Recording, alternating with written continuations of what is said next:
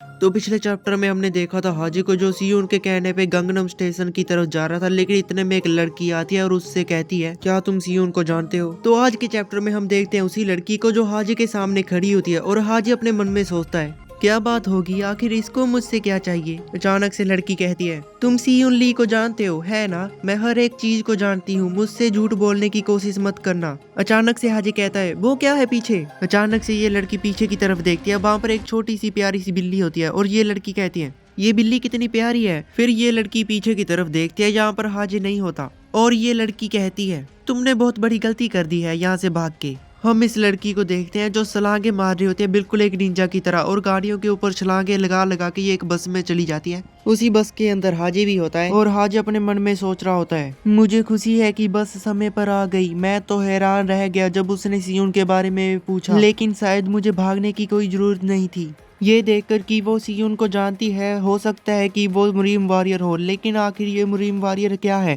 मैंने मरीम वॉरियर की जानकारी लेने के लिए बहुत सारी खोज की लेकिन मुझे कुछ भी नहीं मिला। हाजे अपना मोबाइल यूज कर रहा होता है और वो लड़की आती है और उसका मोबाइल छीन लेती है। हाजे कहता है आखिर तुम यहाँ क्या कर रही हो, मैंने तो तुम्हें बस में चढ़ते हुए भी नहीं देखा। लड़की कहती है तुम इतने हैरान क्यों हो, रुको, क्या तुम एक साधारण बच्चे हो, अजीब है, क्या मेरा अंदाजा गलत था। नहीं, मुझे यकीन है। तो ये लड़की हाजे के मोबाइल में कुछ ढूंढने लग जाती है और इसे एक जगह का ड्रेस मिलता है जो होता है सियोल के 280 अपार्टमेंट का ड्रेस। ये लड़की यहाँ से जाने लगती है और हाजे से कहती है तो यही है सीयून, मैं तुम्हारा मोबाइल थोड़ी देर के लिए उधार ले रही हूँ। हाजे पीछे से कहता है क्या, रुको, मुझे मेरा फोन वापस दो। ये लड़की कहती है मैंने कहा है ना कि मैं कुछ समय के लिए इसे उधार ले रही हूँ। हाजे कहता है तुम इसे चुपचाप मुझे दे दो, नहीं तो मुझे इसे आपसे ही लेना होगा। और दूसरी तरफ इस लड़की को तो अलग ही मजे आ रहे होते हैं। ये हाजे के साथ मजे लेते हुए कहती है अच्छा तो कोशिश कर लो, आ जाओ, छीन लो ये मोबाइल। मतलब ये हाजे को चिढ़ा रही होती है। हाजे अपने मन में सोचता है वो अपने आप को क्या समझती है, मैं भले ही कमजोर हूँ लेकिन मैं अभी भी एक मर्द हूँ, इसके अलावा हाल ही में मैं स्ट्रॉन्ग हो चुका हूँ। फिर हाजे लड़की की तरफ बढ़ता है अपनी तड़वाने के लिए और साथ ही साथ अपने मन में सोचता है मैं नहीं जानता कि मरीम वॉरियर क्या होते हैं, लेकिन मैं किसी लड़की से नहीं हार सकता। फिर हाजे को उसकी औकात पता चल जाती है। ये लड़की पकड़ के उसका हाथ मरोड़ देती है और हाजे अपने मन में सोच रहा होता है अभी अभी क्या हुआ, मतलब कि अब इस बंदे को समझ भी नहीं आया कि अभी अभी क्या हो चुका है। लेकिन इस लड़की को हाजे के अंदर से कुछ अलग ही एनर्जी महसूस होती है। ये लड़की कहती है ये अजीब है, तुम कौन हो बच्चे, तुम तो एक साधारण बच्चे हो है ना, फिर तुम्हारे अंदर इतनी एनर्जी कैसे है। फिर हाजे लड़की के सामने अपना टूटा हुआ हाथ आगे करके कहता है मुझे नहीं पता तुम किस बारे में बात कर रही हो, लेकिन मुझे मेरा फोन वापस चाहिए। ये लड़की कहती है जरा रुको, मेरे साथ चलो। सीन शिफ्ट होता है और हम देखते हैं गंगनम स्टेशन के पास की बिल्डिंग। हाजे उस लड़की से कहता है जरा रुको, हम अभी कहाँ जा रहे हैं। ये लड़की कहती है तुम्हें क्या लगता है हम सीयून को देखने जा रहे हैं। हाजे कहता है सीयून, लेकिन वो डरावना है, तुम्हें नहीं पता अगर उसे गुस्सा आ गया तो।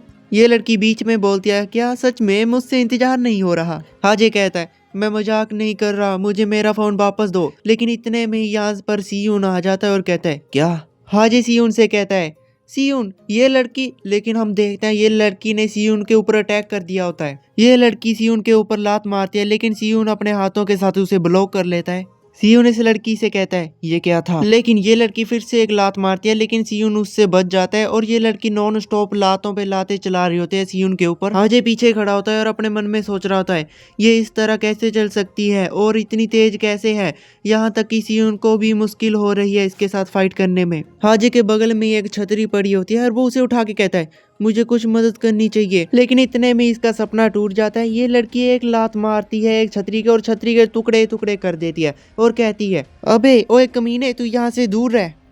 सीयून कहता है हे जीनी क्या बात है और तुम दोनों एक साथ कैसे।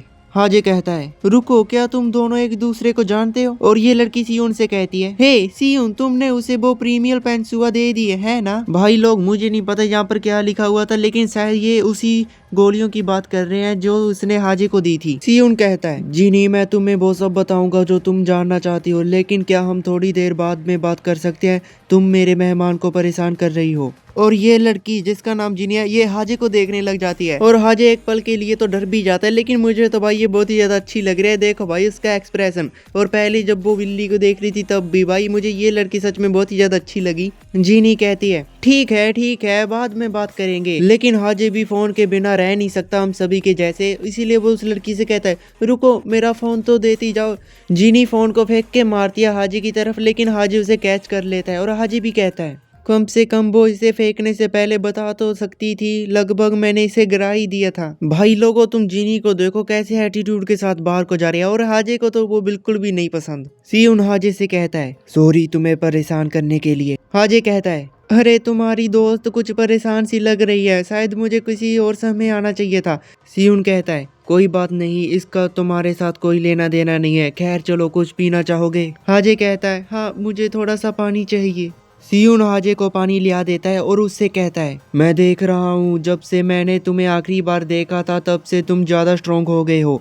हाजे कहता है वैसे सियुन तुम मुझे बता सकते हो कि ये मुरीम वॉरियर कौन है? मैं जानता हूँ कि ये आम लोगों से अलग है, जैसे कि अभी वाली लड़की और तुम। सियुन हाजे से कहता है मुझे माफ करो लेकिन हमें नागरिकों को मुरीम के बारे में जानकारी देने की अनुमति नहीं है।